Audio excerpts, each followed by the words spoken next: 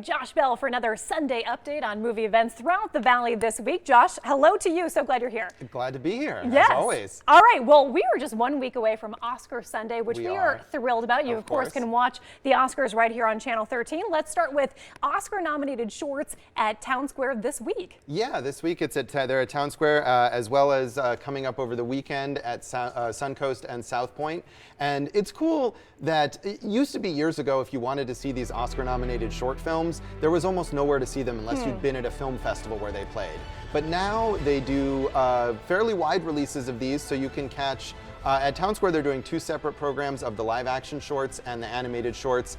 And if you go to Suncoast and South Point over the weekend, you can actually catch a long block. It is a little long. It's probably almost 3.5 hours of all 10 nominated short films. But it's cool to get a chance to see these in a theater. There are a couple of the animated ones that were released kind of attached to animated feature films, but otherwise these are movies that people don't really get the chance to see in a theater or really at all in a lot of cases. And if you do an Oscar pool, you are definitely have a leg up if you've seen the short films, because not many people do. Okay.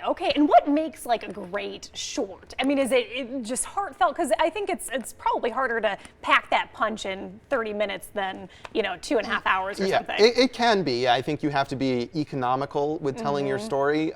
For me, a simple story that has a good beginning and a middle and an end is what makes a great short film. Academy nominated, especially the live action ones, tend to be maybe a little downbeat, a little social issue oriented, and so it can be a little heavy to watch 5 of them in a row. But the animated ones are often lighter, and so that's a good balance of kind of simple, sweet sentiments along with something a little more to kind of dig into. Fair enough. You know what I always think of when I think of shorts, and even though this wasn't a short, it was in the movie Up, but that one montage scene of the love story between the couple, that was so sweet. And it packed such a punch, and it was only like 3 or 4 minutes. Right, and you could watch that on its own and get it. And a lot of the animated, there's a Pixar animated short nominated this year. A lot of the animated shorts have similar kind of simple emotional impacts like that does. Gotcha. I love it. Well, moving on to another Oscar-nominated film, Harriet, in honor of Black History Month and, of course, the Oscar nomination. It's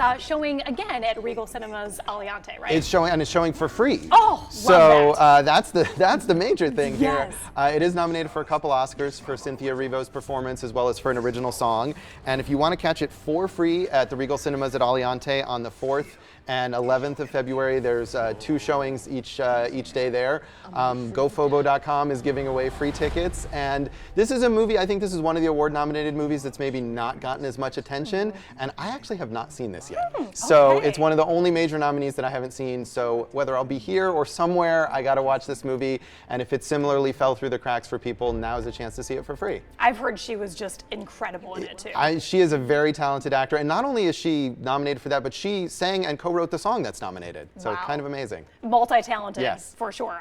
The 50th anniversary of the romantic classic love story. So we're getting close to Valentine's Day. We shift from the Oscars now to Valentine's Day. It is coming up. Love story with Ali MacGraw and Ryan O'Neal. Classic tearjerker. It's kind of amazing to me. It's been 50 years since this movie came out.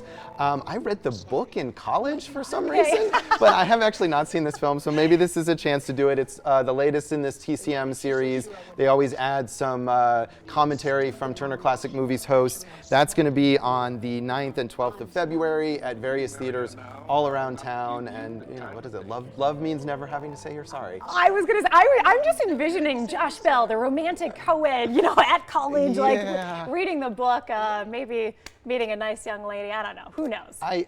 No, I might have written a paper about it, though. Not happening. That's probably the closest I came, Okay, moving on to another very romantic film, Titanic.